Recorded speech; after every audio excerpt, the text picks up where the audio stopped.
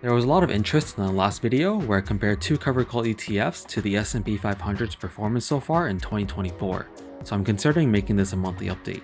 I decided taking some of the feedback to include the other Global X ETFs, which was previously called Horizons ETFs. So on top of the S&P 500, I've included the other indexes such as the NASDAQ 100 and the TSX 60 to this spreadsheet as well. If you own any of these ETFs and want to keep up with these updates, feel free to help out the channel by subscribing for future videos and giving the video a thumbs up. Now let's get into the video.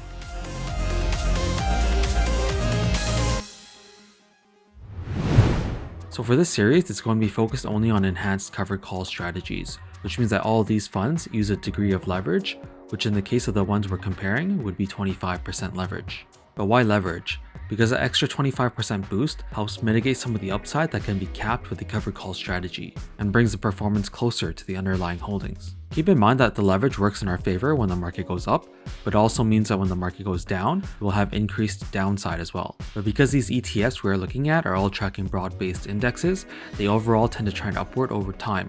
So if you can sit through the volatility, then you'll also be rewarded with the greater gains. Just like how many investors invest in a broad S&P 500 index fund, I think there is a place for that in a dividend-focused portfolio as well, to provide that stability and growth while also getting a steady income at the same time. By having a position like this being the core of your portfolio, it would also help mitigate some of the more riskier plays you might have smaller positions in and lower the impact if those don't work out.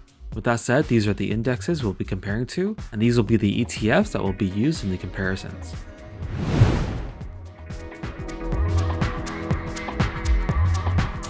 For all these comparisons, I'll be looking from the start of the year because that's when a lot of the changes to the holdings within HYLD and HDIV were made, and some of these are still relatively new, so they have less than 1 year of history behind them. These comparisons are going to be very straightforward and as simple as possible, and the first one will be purely based on the stock price. The second comparison isn't much more complicated and is just simply adding the dividend distribution that has been paid out to shareholders back into the fund. This is because when the ETF pays out a dividend distribution, it comes from the fund's earnings being transferred to its shareholders. So by adding back the dividend distribution, it'll give a sense of what the total return would look like if those earnings were retained. You can visually see this occur in the charts where there's a steep drop in the stock price of the ETF on the ex-dividend dates because that's when the ETF begins trading without the dividend that is to be paid out. If you compare it to the S&P 500's performance on that same day, it either stays flat or moves up on those days, so you can clearly see the divergence happen as a result of the distribution being removed from the price.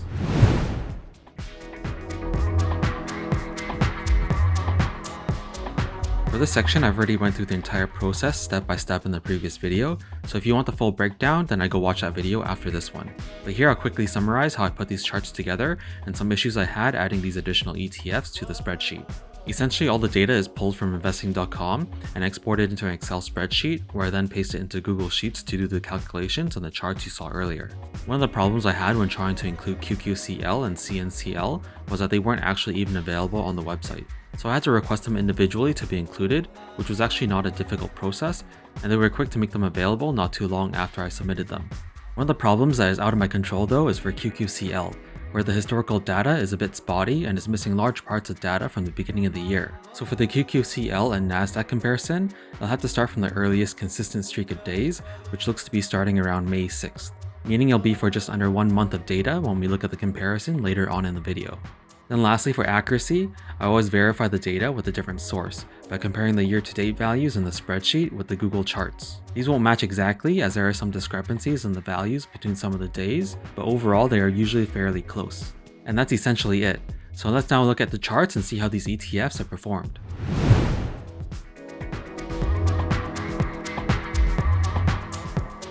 To start, we'll go over the S&P 500 comparison with USCL and HYLD.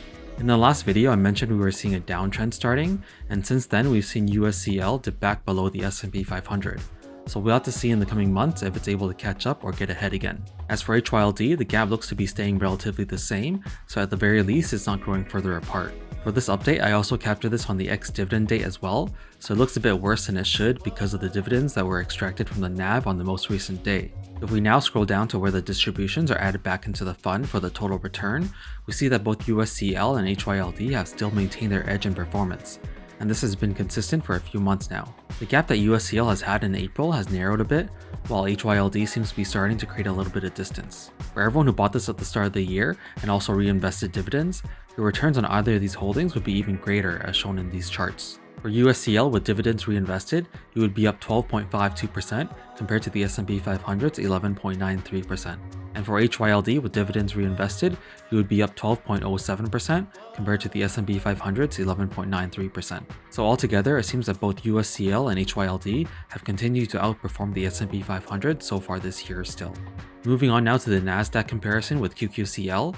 I already mentioned the issues with the data earlier on in the video, so these charts will only be for less than a month's worth of data. Because of this, both the charts will look nearly identical except for the very last day, where a distribution was extracted from the fund. From a stock price perspective, QQCL and the NASDAQ have been crisscrossing until the most recent day, where a distribution was extracted. So we don't have enough information here to say that one is outperforming the other at this point in time. Scrolling down to the total return, it looks the same as above except for the very last day, where the distribution was added back in.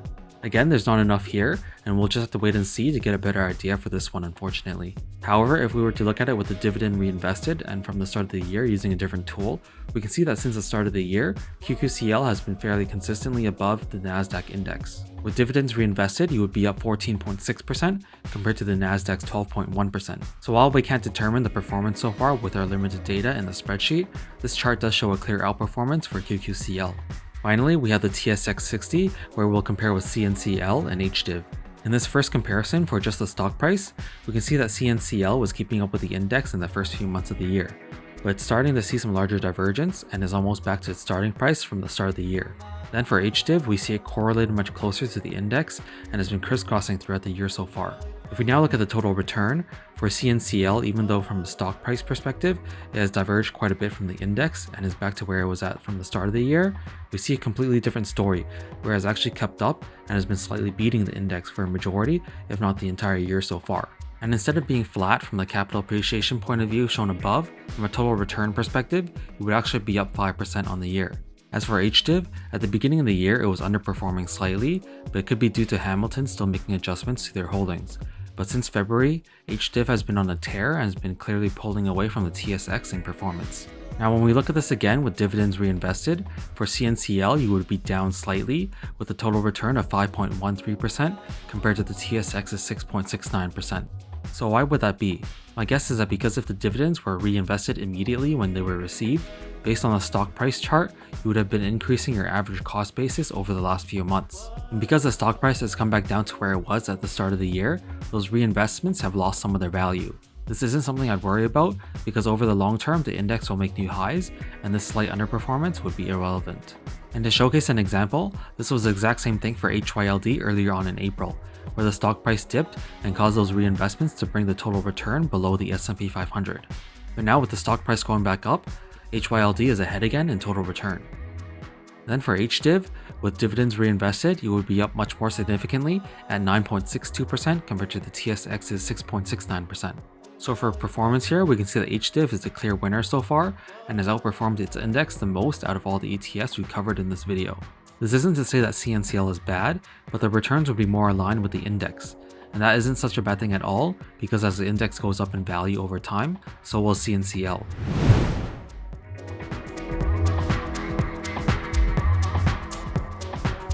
So again, the question stands, is it possible for enhanced covered call ETFs to track their underlying indexes while also paying a 10% plus dividend yield at the same time?